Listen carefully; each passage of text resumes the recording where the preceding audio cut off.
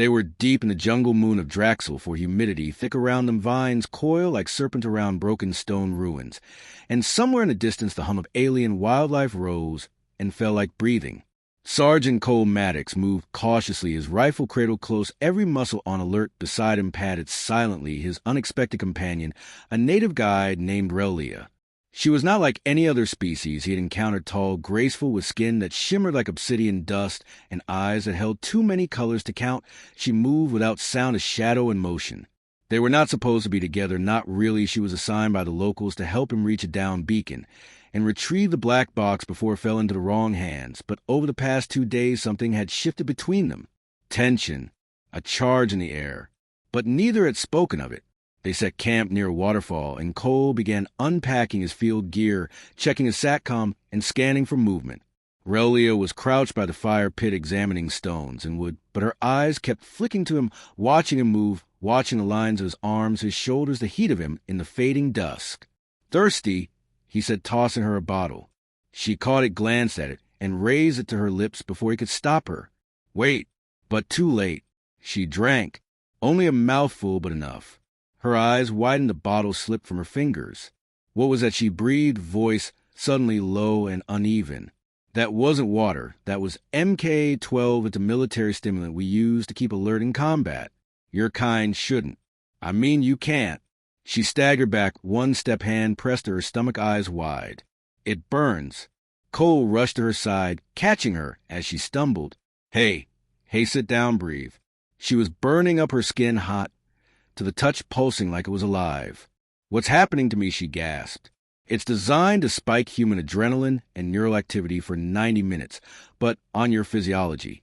God, I don't know. He grabbed a scanner from his pack, pointed it at her. Heart rate off the charts. Core temp rising fast.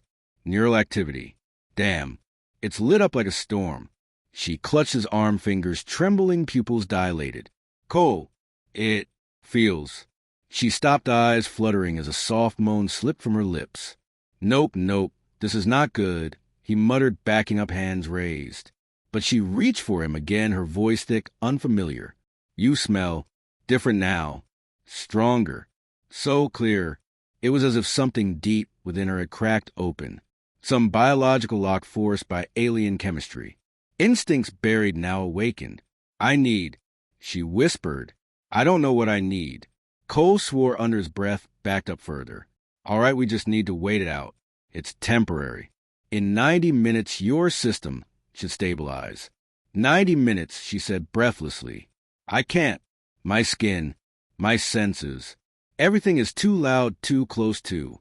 She suddenly closed the distance between them, fingers brushing his chest, her touch like fire. Please help me. Cole froze. He could feel her energy vibrating through the air. A need that went beyond logic. Pure instinctual calling.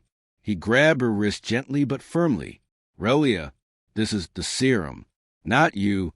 Her eyes locked onto his. But what if it is me? Just a part one never let out. Until now, he felt himself tremble slightly.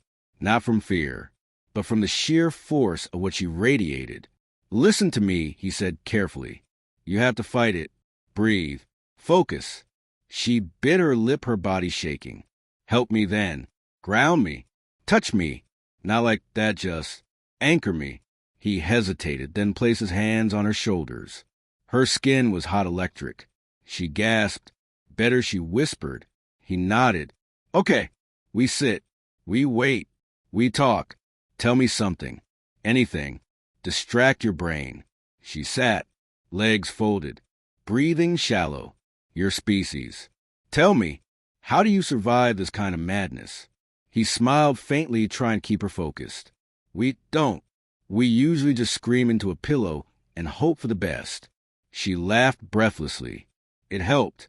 He kept her talking. About his planet. About how his brother once shaved his eyebrows in boot camp as a prank. About ice cream. About oceans. She listened, curled forward, hands pressed into the earth. Time crawled. Every now and then a wave would hit her. A shudder. A gasp.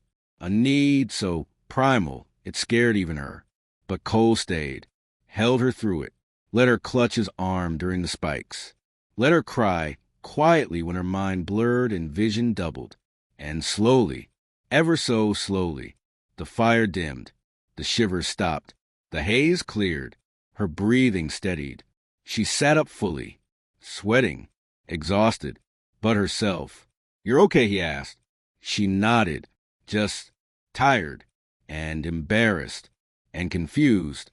He handed her real water this time. She drank greedily. "Thank you," she said softly, "for staying. You scared the hell out of me." She chuckled faintly. "You should have seen it from inside." He sat beside her, the jungle sounds rising around them again. For a second, neither spoke.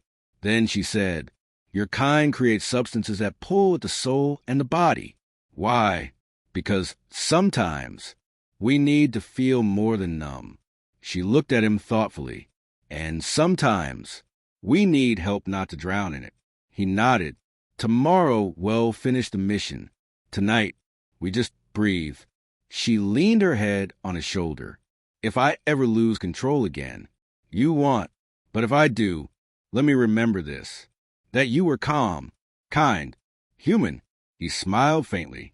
"And if I ever lose control, promise not to vaporize me with your mind."